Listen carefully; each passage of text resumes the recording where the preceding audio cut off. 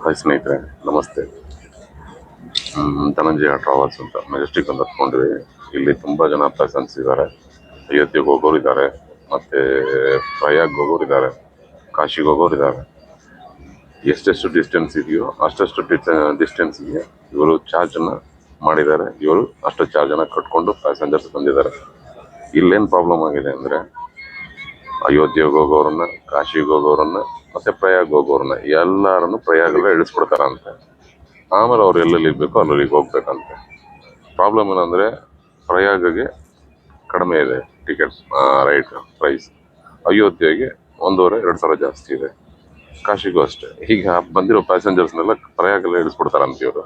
Dhananjaya travels bus, ಯಾವುದೋ general travels ಅಂತ ಇದೆ ಮೆಜೆಸ್ಟಿಕ್ಕಲ್ಲಿ. ನಾನೇನೋ ಆನ್ಲೈನಲ್ಲಿ ಬುಕ್ ಮಾಡಿದ್ದೆ. ಸ್ಲೀಪರ್ ಕೋಚ್ ಬಂದು 8,200 ಈ ಥರ ಇದೆ. ನಾನು ಸಿಟ್ಟಿಂಗ್ ಎಲ್ಲ ಬಂದಿದ್ದೀನಿ.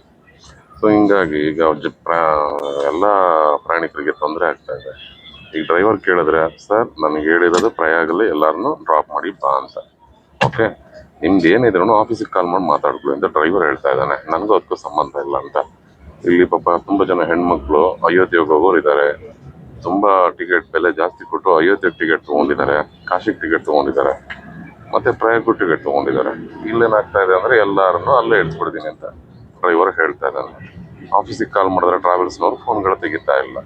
ಇಲ್ಲಿ AC ಸರಿಯಾಗಿ ವರ್ಕ್ ಆಗ್ತಾ ಇಲ್ಲ ಯಾವುದಿದು ಬಸ್ಸಲ್ಲಿ. ಮತ್ತು ಮೊಬೈಲ್ ಕಮ್ಯುನಿಕೇಷನ್ ಚಾರ್ಜಿಂಗಿಗೆ ಚಾರ್ಜರು ವೈರ್ ಪ್ರಾಬ್ಲಮ್ ಅದು ಅಂತ ಏನೇನೋ ಹೇಳ್ತಾ ಇದ್ದಾರೆ.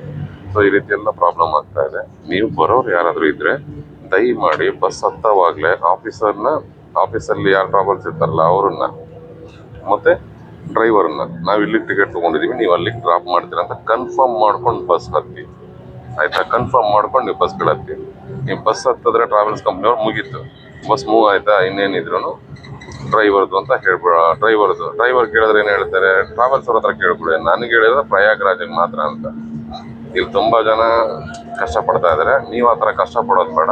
ಯಾರೇ ಪ್ರಯಾಗ್ರಾಜು ಅಥವಾ ಅಯೋಧ್ಯ, ಕಾಶಿಗೆ ಬರೋರಿದ್ರೆ ದಯಮಾಡಿ ನೀವು ಟ್ರಾವೆಲ್ಸ್ನವ್ರನ್ನ ಮತ್ತು ಡ್ರೈವರನ್ನು ಕನ್ಫರ್ಮ್ ಮಾಡಿಕೊಂಡು ಬಸ್ಸನ್ನು ಹತ್ತಿ. ಇಲ್ಲ ಅಂದ್ರೆ ತೊಂದರೆಗೆ ಸಿಕ್ಕಾಕೋತೀರ. ಓಕೆ, ಎಲ್ರಿಗೂ ಒಳ್ಳೇದಾಗಲಿ. Thank you.